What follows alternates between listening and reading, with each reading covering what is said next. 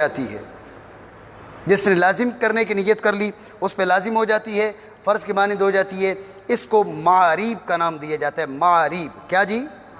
ٹھیک ہو گیا؟ یہ ہو گیا روزانہ کی نمازیں ہیں۔ ان میں یہ بات ذہن میں رہے، یہ انفرادی طور پر بھی ادا کی جا سکتی ہیں، با جماعت بھی۔ ٹھیک ہو گیا؟ جیسے فکر اسلامی میں با جماعت نماز کی اہمیت زیادہ ہے، اسی طرح ان کے ہاں بھی با جماعت نماز کی اہمیت زیادہ ہے، لیکن ان کے ہاں جماعت کے لیے کم از کم 10 لوگ ہونا ضروری ہے۔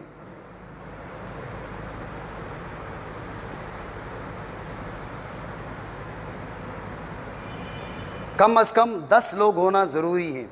پھر ان کے فرقوں میں اختلاف ہے، بعض کہتے ہیں 10 مرد ہونا ضروری ہے،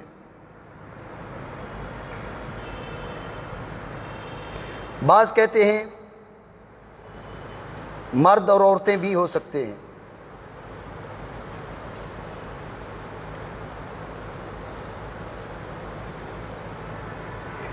یہ ان کی روزانہ کی عبادت ہے۔ 2 نمازیں فرض ہیں، شاخاریت اور منخا۔ صبح کے وقت شاخاریت ہے اور دوپہر کے وقت، عصر کے وقت یہ منخا ہے۔ شام کے وقت اور مغرب کے قریب جو نماز ادا کی جاتی ہے وہ ہے معریب، لیکن یہ اختیاری ہے، جو اپنے اوپر لازم کرے گا اس پر وہ لازم ہو جائے گی اور وہ اس کے لیے فرض کی مانند ہے، اب اس کو ادا کرنا پڑے گی۔ ٹھیک ہو گیا جی؟ یہ ان کی نماز کے بارے میں چند جملے۔ روزانہ کی نماز، ان کی ہفتہ وار بھی نماز ہے، مٹائیں گے۔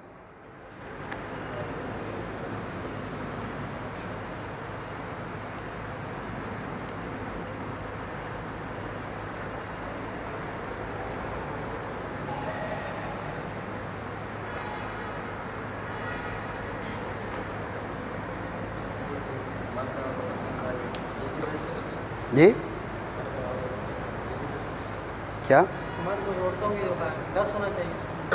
کم از کم جو جماعت منعقد ہوگی وہ 10 لوگوں سے ہوگی، ان کے نظریے کے مطابق کم از کم جو جماعت منعقد ہوگی وہ 10 لوگوں سے ہوگی، 10 سے کم نہیں۔ جیسے ہمارے نزدیک کم از کم جو جماعت ہے وہ 2 لوگوں سے ہوتی ہے، ان کے ہاں کم از کم جماعت 10 لوگوں سے ہوتی ہے، لیکن وہ 10 مرد ہونا ضروری ہے۔ ایک رائے یہ ہے، انہی کے بعض فرقے کہتے نہیں، سارے مرد ہونا ضروری نہیں ہے، 5 مرد ہیں، 5 عورتیں، 4 مرد ہیں، 6 عورتیں ہیں، کچھ مرد ہیں کچھ عورتیں ہیں، یہ بھی جماعت ان سے بھی ہو سکتی ہے۔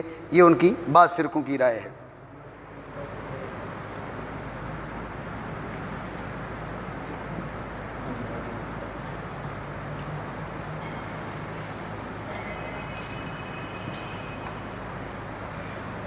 ہفتہ میں ایک بار نماز ادا کی جاتی ہے، منہ صاف۔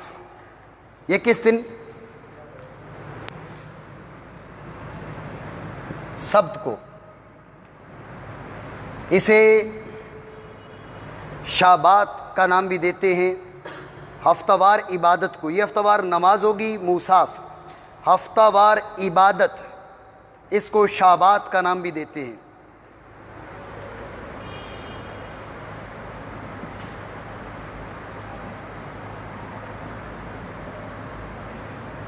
یہ ہے 26 گھنٹے کا شابات۔ کتنا جی؟ 26 گھنٹے کا۔ اس کی ابتدا ہوگی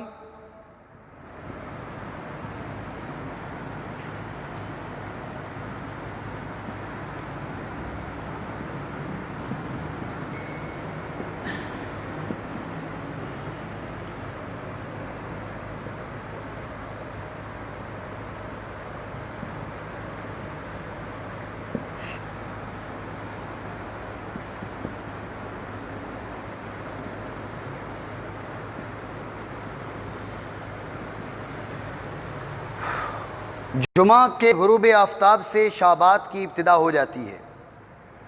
ٹھیک ہے؟ ہفتے کے روز سورج ڈوب گیا اور 3 ستارے طلوع ہوں گے، تب جا کے یہ شابات ختم ہوگا۔ یہ تقریباً 26 گھنٹے بناتے ہیں، یہ کل دورانیہ 26 گھنٹے کا بنتا ہے شابات کا۔ ٹھیک ہو گیا جی؟ اس شابات میں ایک تو یہ عبادت کی جا رہی ہے، منہ صاف۔ دوسرے کیا ہے؟ دوسرے یہ ہے کہ یہ خرید و فروخت نہیں کرتے، خرید و فروخت کی باتیں نہیں کرتے۔ پیسوں کے لین دین کی باتیں نہیں کرتے، گاڑی نہیں چلاتے، ٹھیک ہے نا، اس طرح کی کئی پابندیاں ہیں۔ اصل میں تو یہ جو ہفتے کا روز اس انداز میں مناتے ہیں، یہ مسیح جو ہے، جو بھی ان کی فکر میں ہے، مسیح کا انتظار ہے، مسیح نے آ کر انہیں نجات دلوانی ہے، ان کا ملک لوٹ کے آئے گا۔ توجہ ہے آپ کی؟ مسیح کا انتظار ہو رہا ہے، مسیح نے آنا ہے، تو مسیح نے ان کا ملک لوٹانا ہے، لوٹ کے آئے گا ملک۔ تو ابھی وہ ملک تو ان کے پاس موجود نہیں ہے، تو انتظار میں ہر ہفتے کو اس اپنی ملک کی حیثیت دے کر یہ اس نیت سے مناتے ہیں گویا کہ آج ہم اس کی یاد منا رہے ہیں، اس ملک کی۔ ہر ہفتے آتا ہے اور وہ پھر ہفتے شام کو بکھر جاتی ہے ان کی بادشاہی، ٹھیک ہے۔ تو بہرحال یہ ہفتہ وار ان کی نماز ہے، اور ایک ہے سالانہ نماز۔ وقت زیادہ ہو گیا میرے خیال میں، بات ختم کرتے ہیں۔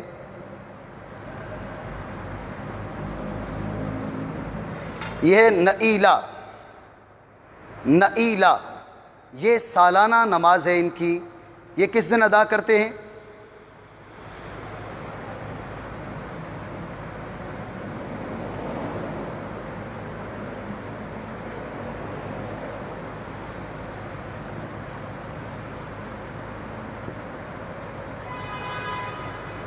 دس تشریع کو۔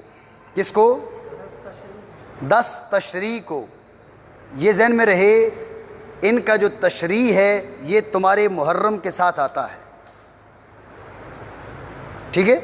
جو تشریع ہے، تشرین بھی کہا جاتا ہے، نون کا اضافہ بھی کیا جاتا ہے، اس کو مٹایا بھی جاتا ہے۔ جو تشرین ہے یا تشریع ہے یہ محرم کے ساتھ آتا ہے، اور 10 تشریع کا مطلب ہے 10 محرم الحرام۔ آپ کے ذہن میں کوئی بات آئی؟ رسول اللہ صلی اللہ تعالیٰ علیہ وسلم مدینہ طیبہ تشریف لائے تھے، تو یہود 10 محرم کا روزہ رکھتے تھے، جی۔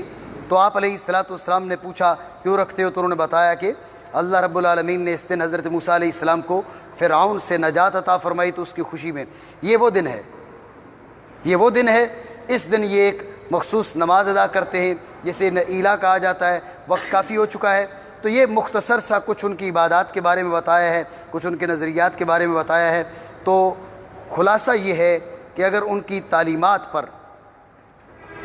ان کی کتاب پر اگر انصاف سے نظر ڈالی جائے، تو جو زبانی طور پر کہا جا رہا ہے، جو زبانی طور پر کہا جا رہا ہے، یہ کوئی ایسا قابل اعتراض نہیں ہے، لیکن زبان کچھ اور کہتی ہے، کردار کچھ اور بتاتا ہے۔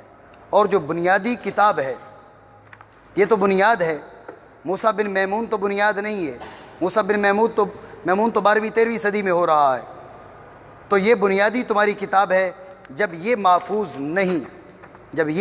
نہیں تو یہ تمہیں اللہ رب العالمین تک نہیں پہنچا سکتی۔ اور خاص کر اس کے اندر ایسی باتیں بھری پڑی ہیں، ایسی چیزیں موجود ہیں کہ جو انسان کو برائی پہ ابھارتی ہیں۔ میرے بھائی، جب اللہ کا نبی یہ کام کر سکتا ہے اور اللہ اس کو بھی نبوت دے دیتا ہے، معاذ اللہ من ذالک، اللہ کے نبی کے بیٹے یہ کر سکتے ہیں، اور اللہ رب العالمین کے وہ برگزیدہ رہتے ہیں، تو پھر عام بندے تو تھوڑا بہت اگر کر لیں تو اس سے کیا فرق پڑتا ہے؟ معاذ اللہ من ذالک۔ تو اس سے یہ فکر ملتی ہے، اگر آپ اس کو سامنے رکھیں تو میں نہیں سمجھتا کہ کوئی اس کا مطالعہ کر کے یہ کہہ سکے کہ یہ کتاب مجھے رب تک پہنچائے گی، یہ کتاب مجھے رب تک پہنچائے گی۔ سیسروں کے نزدیک دین کی جو تعریف کی تھی میں نے، وہ یہ کہ وہ تعلق جس کے ذریعے انسان رب تک پہنچتا ہے، یہ انسان کو رب تک کیسے پہنچائے گی؟ جبکہ عجیب و غریب، کل جس پہ ہم نے گفتگو کی، عجیب و غریب چیزوں پر مشتمل ہے۔ جو نبی ہیں وہ بھی معاذ اللہ عجیب و غریب حرکتیں کر رہے ہیں، اور جو نبیوں کے بیٹے ہیں وہ بھی عجیب و غریب حرکتیں کر رہے ہیں، نبیوں کی بیٹیاں بھی عجیب و غریب حرکتیں کر رہی ہیں، ان کی بہویں جو ہیں وہ بھی عجیب و غریب حرکتیں کر رہی ہیں۔ تو کوئی بھی عقل مند نہیں کہہ سکتا کہ یہ چیز اس کو کسی کو اللہ تک پہنچنے کا ذریعہ ہو۔ ابھی وقت کی قلت کی وجہ سے ہم یہاں بات ختم کر رہے ہیں، ورنہ بے شمار ایسی باتیں ہیں، ایسے احکام ہیں کہ بھئی عورت جو ہے جب اس کا نکاح ہو گیا اب لازمی ہے کہ وہ اس خاندان میں رہے گی، اب کسی اور خاندان میں وہ نہیں جا سکتی، مجبور ہو گئی ہے، اسی خاندان میں رہنا اس کی ڈیوٹی ہے، ذمہ داری ہے، مجبور ہے وہ۔ اسی طرح لڑکوں کی موجودگی میں لڑکیوں کو وراثت میں سے کوئی حصہ نہیں ملے گا۔ تو یہ عجیب و غریب باتیں ہیں۔ اللہ رب العالمین سے دعا کرتے ہیں اللہ کریم ہمیں حق سمجھنے کی توفیق عطا فرمائے۔ انشاءاللہ کل ہماری جو گفتگو ہوگی وہ مسیحیت کے بارے میں ہوگی۔ آج کے بارے میں کوئی کچھ کہنا چاہے تو کہہ سکتا ہے، ٹھیک ہے جی؟